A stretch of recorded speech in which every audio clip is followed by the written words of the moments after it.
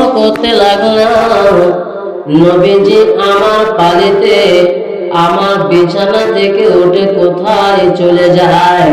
আয়েশা বলছে আমি ফলো করতে লাগলাম। আমি রাতে ঘুম ভেঙে দেখে নবীজি আমার পাশে নাই, কোথায় চলে গেছে। আল্লাহ রাসূল একদিন উঠেছে, ঘুম থেকে উঠেছে গভীর রাত্রিতে, উঠে গিয়ে দেখছি নবীজি সরাসরি হাঁটতে আরম্ভ করেছে। আর আয়েশা বলছে আমি গোপনে গোপনে লুকিয়ে লুকিয়ে দেখি যে নবীজি কোথায় যাচ্ছে। যেতে যেতে যেতে আল্লাহ নবীজি কোন বিবির বাড়িতে না গেলেন না। আল্লাহ রাসূল দেখলেন যারা শহীদ হয়েছে ওই শহীদের বাদর কবরের কাছে গিয়ে নবীজি কান্না করছে, গভীর রাত্রিতে কাঁদছে আর বলছে ও শহীদের দল, তোমরা তো শহীদ হয়েছ।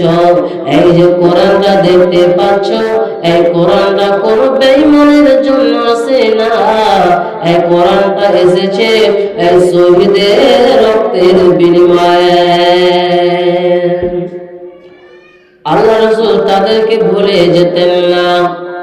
শুধু তাই নয়, আল্লাহ পাকের নবীজি কোন সময় মন খারাপ হয়ে যেত, খাদিজার কথা মনে হলে, খাদিজার কথা মনে হলে আল্লাহ রাসূলের মনটা খারাপ হয়ে যেত।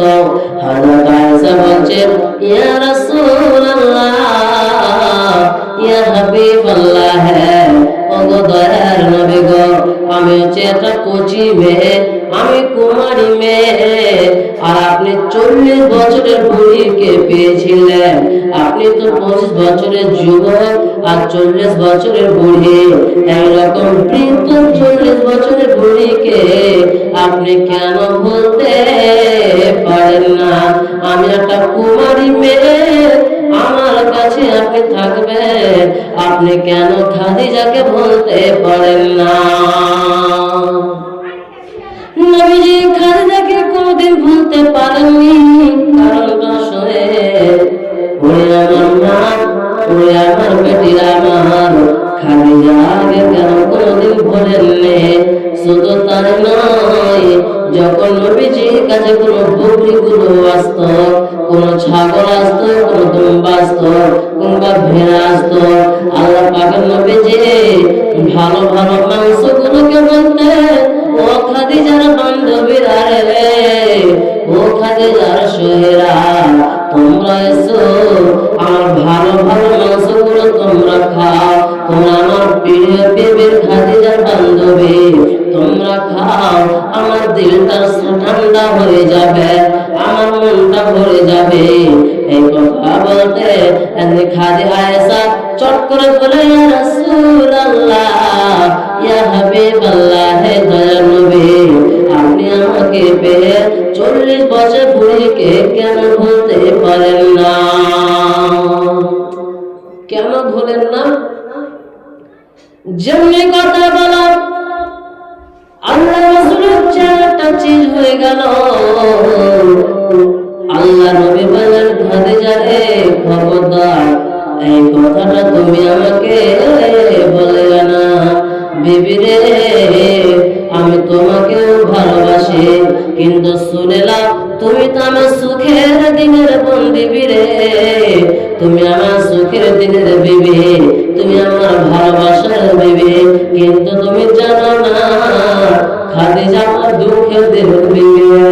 আল্লাহ রাসূল বলেন খাদিজা রে, আয়েশা তুমি শুনে নাও, খবরদার তুমি খাদিজার ব্যাপারে কোনো কথা বলবে না। কেন বলবে না?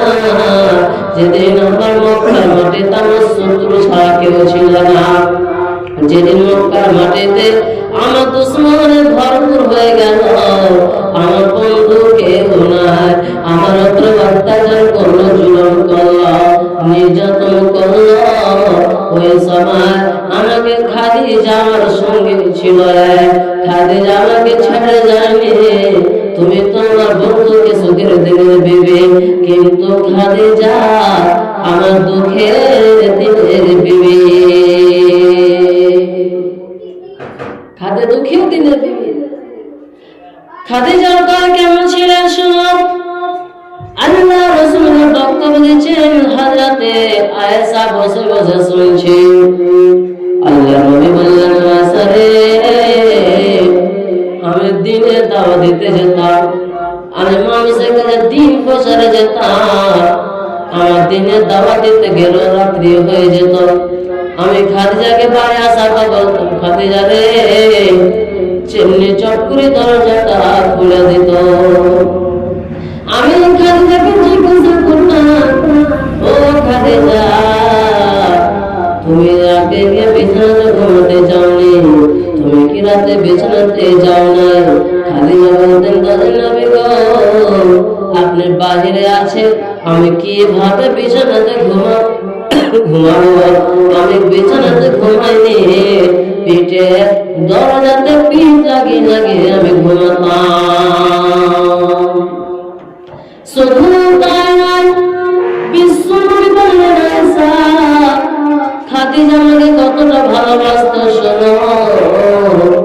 খাদিজা রে, যখন আমাকে মক্কার কাফের বেঈমানেরা পাথর মেরে রক্তে রঙ্গিত করে দিত, আমি কান্না করতাম, রক্ত ঝরত, আর ব্যথা যন্ত্রণা তরতর করে কাঁদতাম।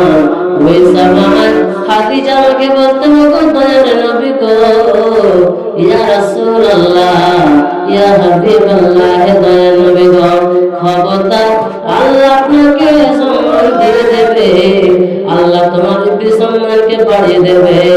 এই কাফের বেঈমানরা তোমাকে মেরেছে, আপনাকে মেরেছে, আর বুঝতে পারেনি এটা কোন নবী, এটা জানতে পারেনি, এই জন্য তোমাকে মেরেছে। যদি এরা তোমাকে চিনত, বুঝতো, তাহলে তোমার প্রতি আক্রমণ করতে পারত না। শুধু তাই নয়, যে আমার হাতে বেঈমানেরা মুসলমান হতো, হাতে হাতে কালেমা করে মুসলমান হতো, ওই দিন বিশ্বনবী বলছেন, আমার খাদিজা, আমার মাথা গোলা তো খাদিজা বলতে কোথায় নবী গো, ইয়া রাসূলুল্লাহ, ইয়া হাবিবাল্লাহ, আল্লাহ আপনার সম্মানকে কতটা বৃদ্ধি করে দিয়েছে, আল্লাহ আপনার কত ইজ্জতকে বৃদ্ধি করে দিয়েছে, যখন আপনার হাতে হাত দিয়ে কালেমা পড়ে মুসলমান হয়।